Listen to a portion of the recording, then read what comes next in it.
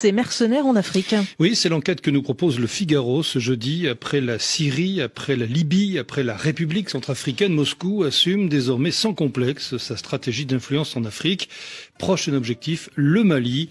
L'accord pour le déploiement de 500 à 1000 mercenaires de la société paramilitaire russe Wagner au Mali serait actuellement en cours de négociation avec Bamako, croit savoir le Figaro. Les pourparlers achopperaient encore néanmoins sur des questions financières, la charge étant lourde pour l'État malien, soutenu à bout de bras par l'aide occidentale. Parallèlement, poursuit le journal, une campagne de recrutement pour le Mali aurait débuté. Oui, Wagner serait notamment à la recherche d'interprètes de langue française, d'instructeurs paramédicaux, de chirurgiens, de médecins généralistes, de cuisiniers, de chauffeurs. Toutes les spécialités militaires sont demandées.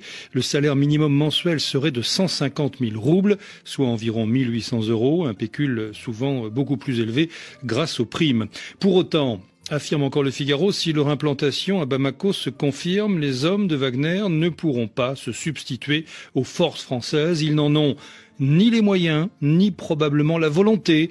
À la différence de la Syrie, notamment, les mercenaires n'auront pas, dans le vaste Sahel, les capacités nécessaires en termes de soutien logistique, de renseignement et d'appui aérien. Alors, quel est l'objectif? Les visées peuvent être multiples, pointe le journal. Certains évoquent par exemple la proximité du Mali avec la Guinée-Conakry, ce pays où la Russie a de sérieux intérêts économiques. Commentaire du Figaro, la France a raison de dire que la présence de Wagner serait incompatible avec celle de nos soldats. Oui, le Figaro qui s'interroge, imagine-t-on ceci, subir un jour les ordres d'un Russe qui se dirait dépositaire de l'autorité de la junte malienne? Peut-on croire qu'un millier de Rambo viendrait plus facilement à bout de cette guerre du désert?